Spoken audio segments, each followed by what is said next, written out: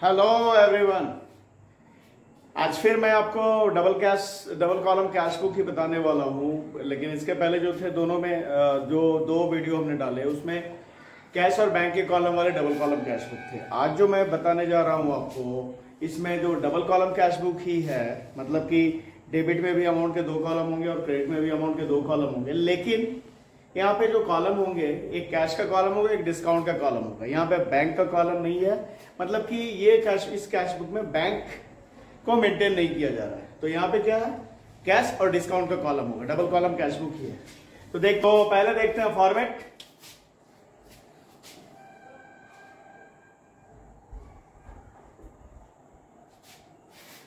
ठीक है, ये डेट का कॉलम, फिर particulars, voucher number, ledger folio, इसको यहां से ऐसे किया, और यहां पे अमाउंट के दो कॉलम होंगे।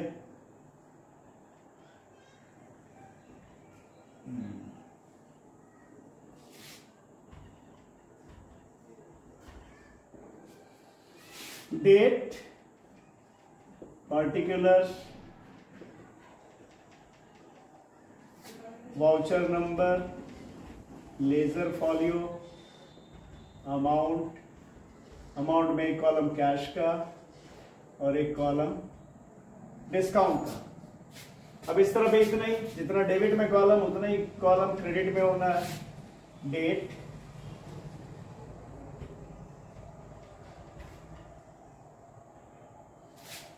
पर्टिकुलर्स,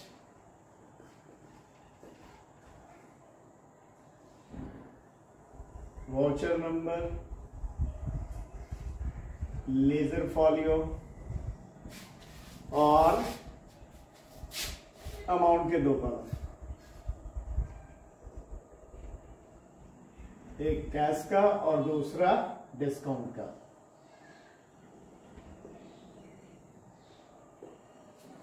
ये डेबिट साइड हो गया, ये क्रेडिट साइड। कैश बुक हम लोग बना रहे हैं, कैश बुक, और कैश बुक में double column to cash book, cash and discount column वाला कैश बुक हम लोग बना रहे हैं। तो हम लोग अब देखते हैं सवाल। जैसा कि आपको पता है कि डेबिट में सारे कैश रिसिप्ट कैश बुक में लिखे जाते हैं, जो भी कैश आया है उसे डेबिट में लिखा जाता है, और क्रेडिट में सारा कैश पेमेंट, जो भी पैसा हमारे पास से, जो कैश हमारे पास से गया उसे क्रेडिट में लिखते हैं। ठीक है, तो शुरू करते हैं। 2022 में है तो यहाँ पे 2022 लिख दिया। ये ट्रांजैक्शन अगस्त 1 को है। कैश इन हैंड मतलब कैश का बैलेंस है हमारे पास, तो कैश का बैलेंस एसेट है, एसेट का डेबिट बैलेंस होता है, तो इसे डेबिट में लिखेंगे। अगस्त 1 को टू बैलेंस बीडी कितना है भाई, तो 150 रुपए। ये हमने यहां पे लिख दिया 150। ठीक है, नेक्स्ट कैश से नगद बेचा है, नगद बेचा तो रुपया आया, तो रिसिप्ट को डेबिट में दिखाते हैं, पेमेंट को क्रेडिट में दिखाते हैं, तो इसे डेबिट में लिखेंगे। टू सेल्स अकाउंट कितना, तो 11,725, 11,725 ये हो गया, 11,725। उसके बाद कैश परचेजेस, नगद खरीदारी हुई है तो पैसा गया है, पेमेंट हुआ है, तो इस तरफ क्रेडिट में दिखाना है। 2022 में कब, तो 2022 में अगस्त 5 को,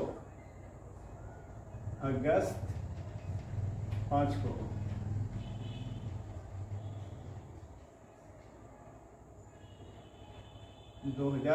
अगस्त 5 को बाय पेमेंट हुआ है, तो बाय परचेजेस, खरीदा है हमने गुड्स, तो पैसा गया हमारे पास से कितना, 11,000 रुपए। उसके बाद रिसीव फ्रॉम रघुनाथ से पैसा आया तो डेबिट में दिखाएंगे 1610 रुपए, 1610, एंड अलाउड हिम डिस्काउंट 25, उसे डिस्काउंट दिया 25 रुपए।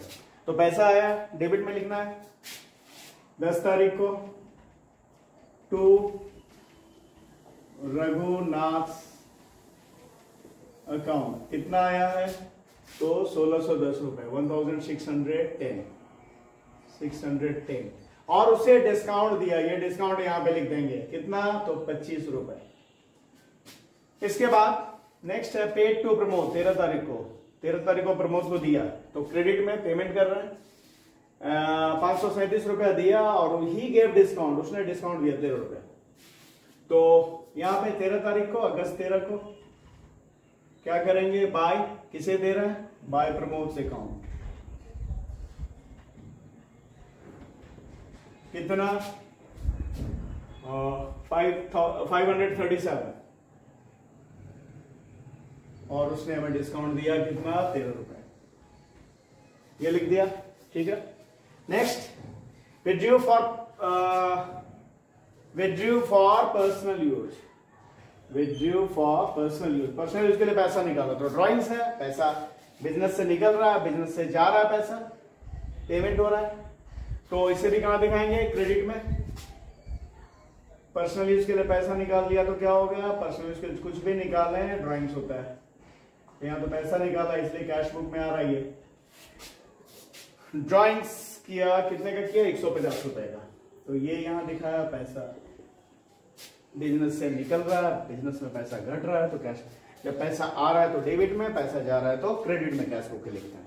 फिर है BP paid, bills payable, BP means bills payable का पेमेंट किया, कब किया, 18 तारीख को, इसमें भी पैसा गया, तो इसे भी दिखाएंगे क्रेडिट में ही, 18 तारीख को क्या करेंगे, entry by BP account, BP मतलब कि बिल्स पेएबल, जिस बिल का पेमेंट करना था, कितना 200 रुपया, वो किया हमने। इसके बाद है कैश सेल्स, नगद बेचा, तो पैसा आया 20 तारीख को, इसे इस तरह दिखाएंगे, टू सेल्स अकाउंट, कितना 2700, तो लिख दिया हमने 2700। उसके बाद सोल्ड गुड्स टू रघु को बेचा 20 तारीख को, यहाँ पे नाम है और फॉर कैश भी नहीं लिखा है, मतलब कि उधार में बेचा है। तो मैंने शुरू के वीडियो में सब्सिडियरी बुक जो स्टार्ट किया था उसी से बताया था कि कैश बुक में सिर्फ कैश ट्रांजेक्शन, जिसमें कैश पे असर पड़े वही ट्रांजेक्शन को उसी ट्रांजेक्शन को दिखाते हैं। तो यहाँ पे उधार बेच रहे हैं तो ये एंट्री नहीं लिया जाएगा कैश बुक में। उसके बाद है 22 तारीख को रिसीव फ्रॉम पुरुषोत्तम से लिया 825 रुपए, 825 अलाउड इन डिस्काउंट, उसे डिस्काउंट दिया 25 रुपए, तो पैसा आया है तो डेबिट में। 22 तारीख को टू पुरुषोत्तम अकाउंट, कितना मिला है 825 और उसे डिस्काउंट कितना दिया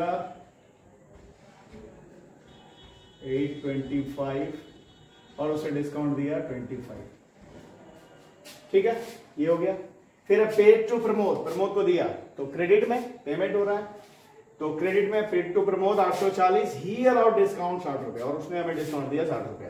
तो 25 तारीख को बाय प्रमोद से अकाउंट, कितना दिया प्रमोद को, तो 840 रुपए और वो डिस्काउंट दे रहा है 60 रुपए का, ठीक है।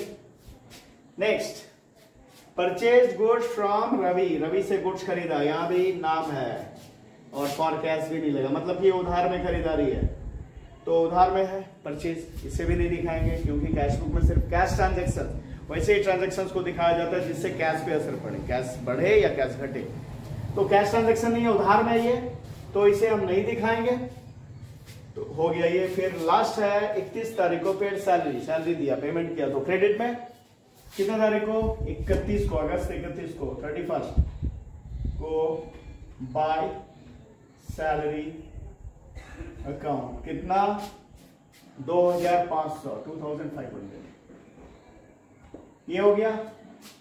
अब हम लोग बैलेंस करते हैं,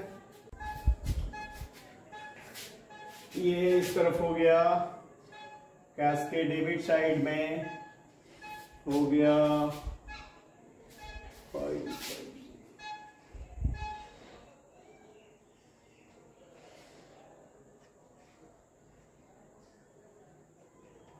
17,010 17,010 अब इसे इस तरफ भी लिखेंगे 17,010 और बैलेंस करेंगे। बैलेंस करके बराबर में लिखना चाहिए। ये याद है कि टोटल का जो कॉलम हम जो टोटल जहां पे करें वो एक बराबर में हो, है ना। कोशिश करना चाहिए जितना पॉसिबल हो पाए कि एक बराबर में रहे। तो 17,010 ये हो गया। बैलेंस करेंगे तो भाई ये रुपए आया था जिसमें से ये रुपए खर्च हुआ, तो बचा कितना हमारे पास। तो क्या करना है, इतना जोड़कर इसे घटा देंगे तो हमारा बचा हुआ रुपया निकल जाएगा। तो